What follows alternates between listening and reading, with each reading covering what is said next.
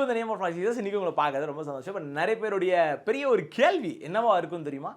ஏசப்பா என் கூட தான் இருக்கிறாரா அப்படின்றத நான் தெரிஞ்சுக்கிறது அப்படின்னு சொல்லி நிறைய பேருக்கு இருக்கிற ஒரு பெரிய கேள்வி.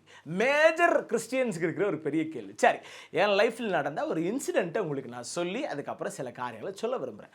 என் லைஃப்பில் ஏசப்பா என்னோடு தான் இருக்கிறாரா அப்படின்ற ஒரு கேள்வி என் வாழ்க்கையில் எப்பெல்லாம் வருமோ அப்பெல்லாம் ஒரு பெரிய ப்ராப்ளம் ஒன்று வரும். அந்த பெரிய ப்ராப்ளமில் தப்பிக்கிறதுக்கு வழியே இல்லைடா அப்படின்னு நினைக்கிற ஒரு மூமெண்ட்டில் திரும்பி பார்த்தா அந்த ப்ராப்ளமை ஈஸியாக நான் மேற்கொண்டு வந்திருப்பேன். ஏன் எப்படி அப்படின்னா, ஏசப்பா என் கூட இருந்து அந்த யுத்தத்தை செஞ்சுருக்காரு. ரீசெண்டாக எனக்கு ஒரு இன்சிடென்ட் ஆச்சு. என்ன இன்சிடென்ட் ஆச்சுன்னா, நானும் ஒரு அண்ணனும் வண்டியில் போயிட்டு இருக்கிறோம். திடீர்னு வண்டி ஸ்கிட் ஆகி கீழே விழுந்துருச்சு.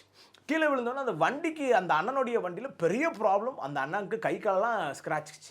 எனக்கு ஒரு சின்ன துளி கூட, ஒரு சின்ன கீறல் கூட நடக்கலை. அப்போ ரூமுக்கு நான் போகிறேன். அப்போ ஆண்டவர் என்கிட்ட ஒரு வார்த்தையை சொன்னார். மகனே, நீ நிறைய நேரம் என்கிட்ட கேட்டல, ஏசப்பா நீங்கள் என் கூட தான் இருக்கிறீங்களா, உங்கள் ப்ரெசன்ஸ் எல்லாம் நான் ஃபீல் பண்ணுறேன், உங்கள் சத்தத்தெல்லாம் கேட்குறேன், ஆனாலும் எனக்கு ஒரு டவுட், நீ என் கூட தான் இருக்கிறேன்னு என்கிட்ட கேட்டல. இன்றைக்கி உன்னை பார்த்து சொல்கிறேன், அவ்வளோ பெரிய இக்கட்டத்துலேருந்து நீ தப்பி வந்தியா? நான் இருந்ததுனால தானே மகன் உன்னால் அந்த ப்ராப்ளம்லேருந்து ஈஸியாக வர முடிஞ்சு. இந்த மாதிரி எத்தனையோ இன்சிடெண்ட்டை என் லைஃப்பில் சொல்ல முடியும். இதை பார்த்து கொண்டிருக்கிற அன்பு வாலிப தம்பி, அன்பு வாலிப தங்கச்சியே, ஏதோ ஒரு ப்ராப்ளம் இன்னைக்கு ஒன்று லைஃப்பில் இருக்கும்ல, நீ கொஞ்ச நாள் கழிச்சு பாரு, அந்த ப்ராப்ளம்லேருந்து ஈஸியாக வெளியே வந்திருப்ப. எப்படி நீ ஈஸியாக வெளியே வந்திருப்ப தெரியுமா? ஏன்னா ஏசப்பா உன்னோடு கூட இருக்கிறார். யாத்திராகமும் 14:14 எனக்கு ரொம்ப பிடிச்ச ஒரு வசனம். கர்த்தர் உங்களுக்காக யுத்தம் செய்வார், நீங்கள் சும்மா இருப்பீர். யாரால ஃபர்ஸ்ட் யுத்தம் செய்ய முடியும்? நம்ம இந்திய ராணுவர்கள் எதுக்கு போயிட்டு எல்லையில் நின்று சண்டை போடுறாங்க? இந்திய தேசத்தின் மேலே இருக்கிற ஒரு பெரிய பாசம், ஒரு பெரிய பட்சி, இது இருக்கிறதுனால தான் அவங்களால என்ன பண்ண முடியுது?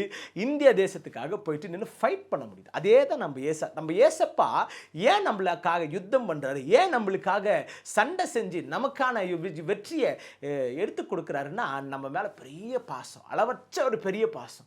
அதனால தான் இதை பார்த்து கொண்டிருக்கிற உன்னை பார்த்து நான் சொல்றேன், உனக்குள்ள அந்த கேள்வி இருக்கலாம், ஏசப்பா என் கூட தான் இருக்கிறாரா, எனக்கு தெரியலையே அப்படின்னு நினைக்கிறவங்கள பார்த்து நான் சொல்றேன், கொஞ்சம் திரும்பி பாரு.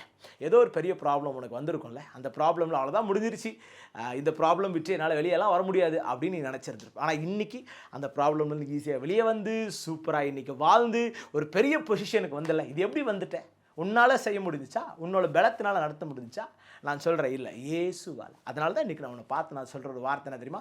ஏசப்பா உங்க கூட தான் இருக்கிறாரு, கவலைப்படாத, சோர்ந்து பார்க்க. அப்படி உங்களுக்கு இருக்குதுன்னா ஈஸியாக ஏசப்பட்டு கேளுங்க, ஏசப்பா நீங்கள் என் கூட தான் இருக்கிறேன்னு ஒரு கேள்வி கேளுங்க. ஒரு பெரிய அடி அடிப்பார், அதுக்கப்புறம் அவரே வெளியே கொண்டு வருவார். அப்போ உங்களுக்கே தெரியும், ஐயோ ஏசப்பா என் கூட தாண்டா இருக்கிறாருன்ற மாதிரி உங்களுக்கு ஒரு ஃபீல் வந்துடும்.